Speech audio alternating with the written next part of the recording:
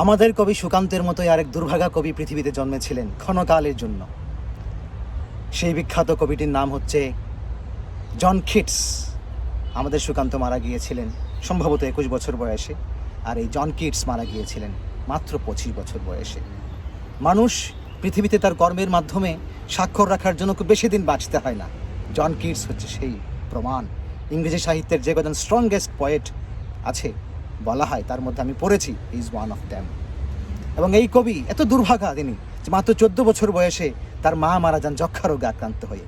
তো দুর্ভাগ্যজনক হলো যে মায়ের রোগের লেগেসি তার সন্তানদের উপরও ছিল, এবং যে কারণে এই জন কিটস মাত্র 25 বছর বয়সে যক্ষা রোগে আক্রান্ত হয়ে মারা যান।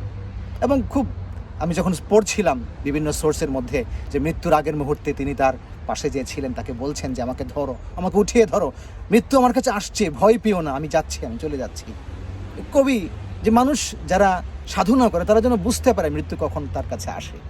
এবং এই সেই কবি, তার মনে কতটুকু ক্ষোভ, তার মনে কতটুকু কি বলবো যে দুঃখ ছিল, উনি বলে গেছেন যে আমার একটাই অনুরোধ, যে আমি যখন মারা যাব আমার কবরের নামের মধ্যে কোনো কবরের ফলকে কোনো নাম লিখে রাখিও না। এবং এটি আপনারা দেখবেন যে এই যে লেখাটা আমি এটা অ্যাটাচ করে দেবো ছবিটা। এই কবরের ফলকে, সব কবরের ফলকে একটা করে নাম আছে, কিন্তু তার কবরের যে পাথর সেখানে কোনো নাম নাই। উনি লিখেছেন আমি এমন একজন মানুষ, বা আমি সেই কবি লিখছে যে here lies one whose name was writ in water. এখানে শুয়ে আছে এমন একজন যার নাম পানি দিয়ে লেখা হয়েছিল।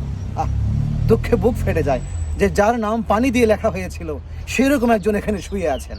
এত বড় কবি জন কিটস তার মৃত্যুর আগে একথা বলে গেছেন যে আমার নাম যেন লেখা না হয়। জীবনের প্রতি কতটুকু অভিমান, দুঃখ, যন্ত্রণা থাকলে পরে মানুষ বলতে পারে যে কবরে নাম লিখে রেখো না।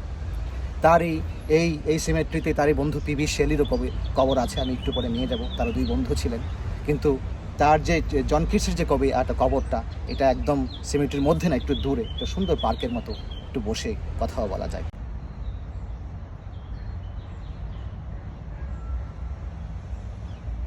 আর এটা হচ্ছে তার এই কবি জন কিটসের বন্ধু পিবি শেলির যে গ্রেভ, এটা দেখানো যাচ্ছে কিনা, এটা এখানে লেখা আছে nothing of him that doth fade but doth suffer a sea change into something rich and strange।